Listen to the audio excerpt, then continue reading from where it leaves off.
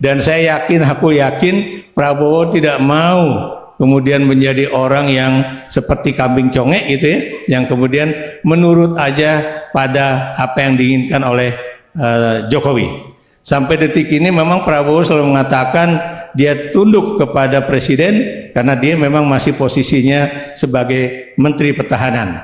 Tapi sekali dia menjadi presiden, dia pasti akan menunjukkan bahwa saya presiden, dan karena itu dia pasti tidak ingin itu Jokowi kemudian mengatur-ngatur dia lagi ya. Dan tapi sayangnya Anda tahu kan, Jokowi sedang berusaha untuk menjadi pemimpin partai nomor 2 terbesar di Indonesia, yaitu Partai Golkar ya.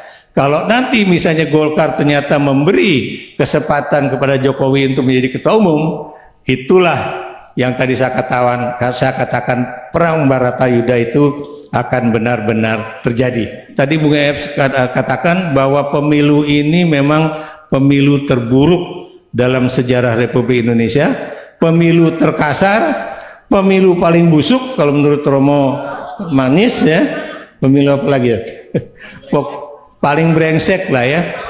Dan kalau tadi Bung F mengatakan bahwa ada peserta pemilu lain yang kemudian sangat berpengaruh di dalam pemilu, khususnya pemilu presiden pada 2024 kemarin ya. Kalau saya mengatakan sebetulnya ya, partai-partai politik ini sebetulnya dimainkan oleh seorang yang sangat berkuasa, yaitu Joko Widodo. Jadi saya katakan makanya marilah kita bersama-sama memperbaiki sistem pemilu di Indonesia ya, dan juga memperbaiki berbagai perundang-undangan di Indonesia ya, supaya direvisi supaya lebih baik lagi undang-undang pemilunya, undang-undang partai politiknya, undang-undang Mahkamah Konstitusinya dan lain-lainnya, supaya tidak ada lagi presiden yang kemudian menggunakan kekuasaannya dia ya, dan kemudian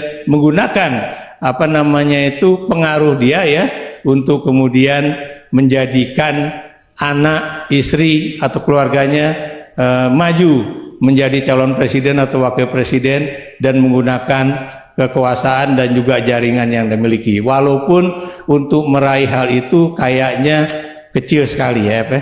Kenapa demikian? Karena sekarang ini tidak ada orang yang meniti karir dari wali kota, gubernur, presiden. Dan Jokowi dengan 3 jabatan itu, dia rupanya itu benar-benar menjalin kekuasaannya ya, memupuk kekuasaannya itu sampai ke titik yang tertinggi ya. Saya beri contoh misalnya Kapolri ya, Panglima TNI, itu adalah orang-orang yang dikenalnya pada masa lalu ya. Beberapa misalnya petinggi militer, petinggi Polri itu juga sama ya, pernah mengalami hubungan baik di masa-masa sebelumnya ya, baik itu ketika dia jadi wali kota Solo, ataupun ketika dia menjadi gubernur DKI Jakarta ya, ataupun ketika dia sedang menjadi presiden pada 2014, 2019 dan 2019, 2024 ini. Itulah yang kemudian dia kumpulkan kekuasaan-kekuasaan itu untuk kemudian menggunakan orang-orang itu untuk kepentingan dirinya lagi ya. Tapi saya yakinnya ya, apa yang dilakukan Jokowi itu bukan untuk kepentingan rakyat Indonesia ya, tapi untuk kepentingan keluarganya.